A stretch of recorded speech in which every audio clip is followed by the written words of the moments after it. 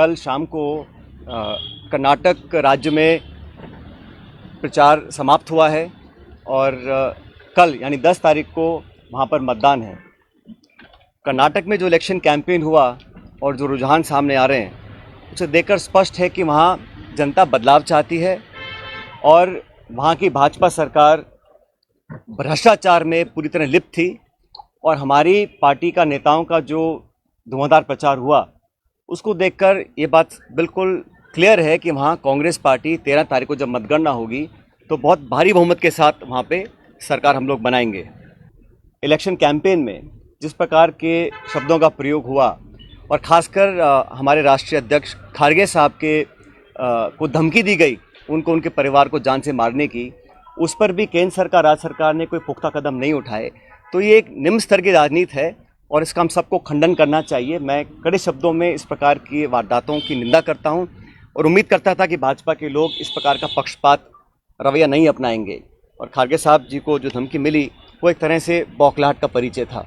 सामान्य मुख्यमंत्री जी का भाषण परसों धौलपुर में हुआ और उस भाषण को सुनने के बाद मुझे ऐसा लगता है कि आदरणीय श्रीमती सोनिया गांधी जी नहीं हैं, बल्कि उनकी नेता वसुंधरा राजे सिंधिया जी हैं। उनकी नेता सोनिया गांधी जी नहीं हैं, बल्कि उनकी नेता वसुंधरा राजे सिंधिया जी हैं। और एक तरफ ये कहा जा रहा है कि हमारी सरकार को गिराने का काम भाजपा कर रही थी, दूसरी तरफ कहा जाता है कि सरकार को बचाने का काम वसुंधरा जी कर रही थी। तो ये जो विरोधाभास है इसको समझाना चाहिए। आप कहना क्या चाह रहे हैं ये स्पष्ट कर देना चाहिए। आप सबको मालूम है सरकार बनने के बाद मैं प्रदेश का उप मुख्यमंत्री था, प्रदेश अध्यक्ष था और 2020 में देशद्रोह राष्ट्रद्रोह के मुकदमे में मेरे पर कार्रवाई करने की कोशिश की गई थी। अनेक ऐसे प्रकरण हुए और हम सब लोग, और मैं स्पष्ट करना चाहता हूं कि मैं और हमारे कुछ साथी सरकार में नेतृत्व परिवर्तन चाहते थे। अपनी बात को लेकर हम दिल्ली भी गए और अपनी बातों को रखा। उसके बाद अखिल भारतीय कांग्रेस कमेटी ने लगातार चर्चाएं हुई और आज वो दुनिया में नहीं है, स्वर्गीय अहमद पटेल साहब, लेकिन उनके माध्यम से सब नेताओं से मुलाकात हुई और एक कमेटी का गठन हुआ, एआईसीसी ने किया। उसमें माखन साहब, वेणुगोपाल जी और अहमद पटेल जी सदस्य थे और उस कमेटी का एक काम था। और कमेटी जब गठन हुआ उस समय हम सब की बात सुनकर हमारी बातों को एक्सेप्ट किया गया और एक रोड मैप तैयार किया गया। मुझे बहुत कुछ कहा गया, कोरोना, गद्दार, निकम्मा आदि, और जो ये आरोप परसों लगाए गए, ये 2.5 साल से मैं आरोप सुन रहा था। लेकिन हम अपनी पार्टी को और सरकार की छवि को नुकसान नहीं पहुंचाना चाहते थे कि अपनी सरकार को, अपने ही विधायकों को, अपने नेताओं को बेइज्जत और बदनाम करने का काम हो रहा है।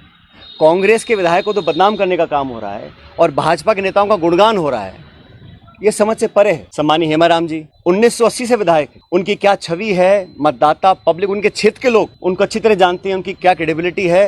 एक छात्रावास बनाया, 100 करोड़ की जमीन तो उनकी बाड़मेर में निजी जमीन को उन्होंने दान किया समाज के लिए, लोगों के लिए। पैसा इकट्ठा कर 22 करोड़ का हॉस्टल बनाया 150 बच्चों के लिए, गरीब बच्चों के पढ़ने के लिए। इन सब लोगों पर इस प्रकार के आरोप लगा देना मैं समझता हूँ बहुत गलत है, बहुत निंदनीय है और मैं सिरे से इन बेबुनियाद और झूठे आरोपों को नकारता हूँ। साथियों, हम दिल्ली में गए, अपनी बात को रखा और उसके बाद सारे तथ्यों को संज्ञान में लेने के बाद हमारी अध्यक्षा सोनिया गांधी जी ने 25 सितंबर को सम्मानीय माखन साहब और सम्मानीय खरगे जी को जयपुर भेजा था। आप सब जानते हैं वो विधायकों की मीटिंग हो ही नहीं पाई। सोनिया गांधी हमारी पार्टी की अध्यक्ष थी उस समय। उनकी जो अवहेलना हुई, उनकी जो मानहानि हुई, उनकी जो बेइज्जती हुई, वो गद्दारी थी। आप जानते हो पिछले 1.5 साल से चिट्ठियां लिख रहा हूँ वसुंधरा जी के कार्यकाल में जो तमाम गंभीर भ्रष्टाचार के आरोप हमने लगाए, अशोक गहलोत जी ने लगाए, मैंने लगाए, मंचों पर लगाए, प्रेस कॉन्फ्रेंस करके लगाए, उनकी जांच क्यों नहीं हो पा रही थी। अब मुझे समझ में आ रहा है कि ये जांच अब तक क्यों नहीं हुई। मेरे चिट्ठियां लिखने के बावजूद मैं